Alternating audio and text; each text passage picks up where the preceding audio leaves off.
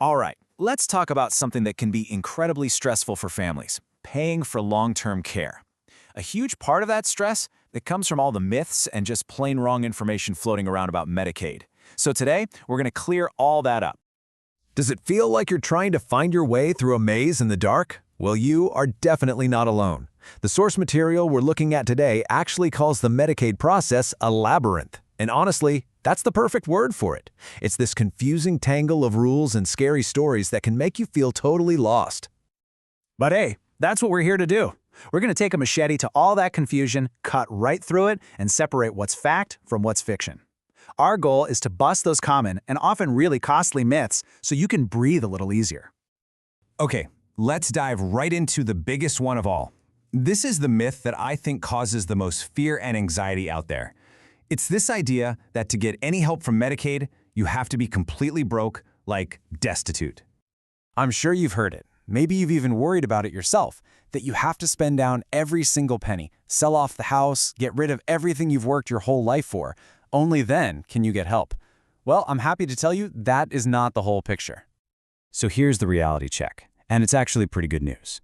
The rules are way more nuanced than you must have nothing. The system has safeguards built in. For instance, key things like your primary home and one car are often exempt. They don't count against you.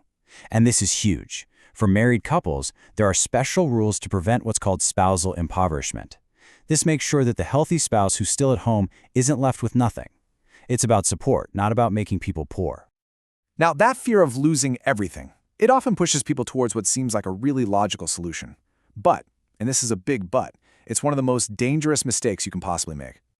I mean, it sounds simple, doesn't it? Oh, I've got too much money to qualify. I'll just give it to my kids. I'll give them the house. You get the assets out of your name, you get below that magic number, and boom, you apply. Easy peasy. Yeah, no, it is absolutely not that simple. Here's the hard reality. Medicaid has something called a look-back period. Think of it like they take a giant magnifying glass to your finances, and if they see that you've just given away money or property, they don't just say, oops, they hit you with a penalty. And this isn't some small fine. It's a penalty period, a length of time where you are flat out ineligible for benefits. It can leave you high and dry with no coverage for months, sometimes even years.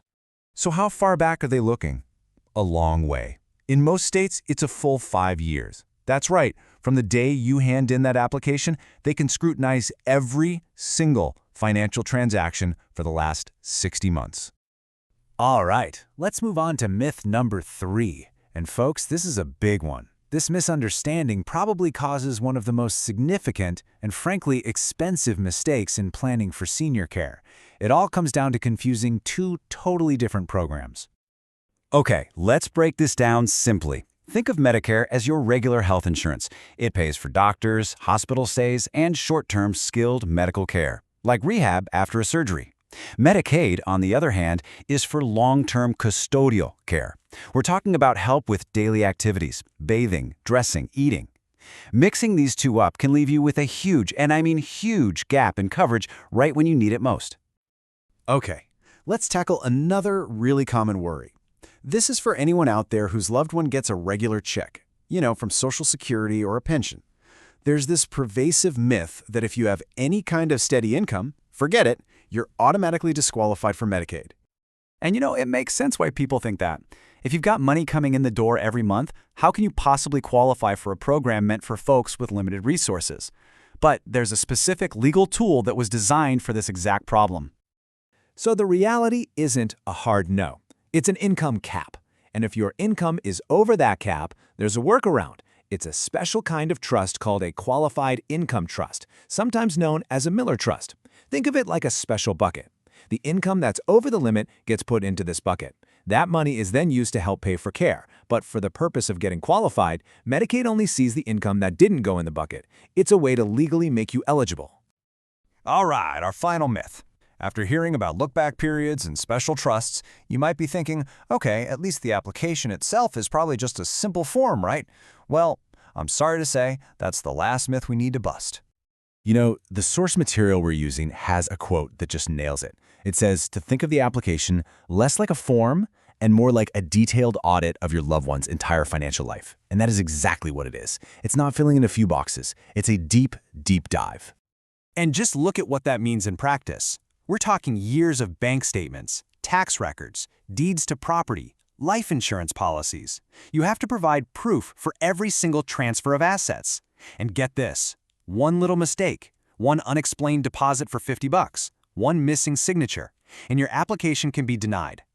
That can mean delays of months, all while you're waiting for critical care. So, the fact that you've watched this far, you have already taken the most powerful first step you can. Seriously, just arming yourself with the facts instead of the myths gives you a massive advantage. It lets you walk into this whole process with your eyes open, with a sense of clarity and confidence. But okay, knowing the truth is one thing, doing something with it is another. So after everything we've just talked about, all this complexity, what's the single most important next step you can actually take? Your path forward is actually pretty simple, and it comes down to two things. Number one, stop listening to the myths and that word-of-mouth advice, even if it's well-meaning. And number two, talk to a pro, a qualified elder law attorney or a Medicaid planner who actually knows how to navigate this maze. They're the ones who can help you navigate that audit, avoid those scary penalties, and build the strongest possible application right from the get-go. And really, this isn't just about paperwork, is it? It's about peace of mind. We hope you enjoyed this video from DailyCaring.com. If you did, be sure to hit that like button and consider subscribing to the Caregiver channel here on YouTube.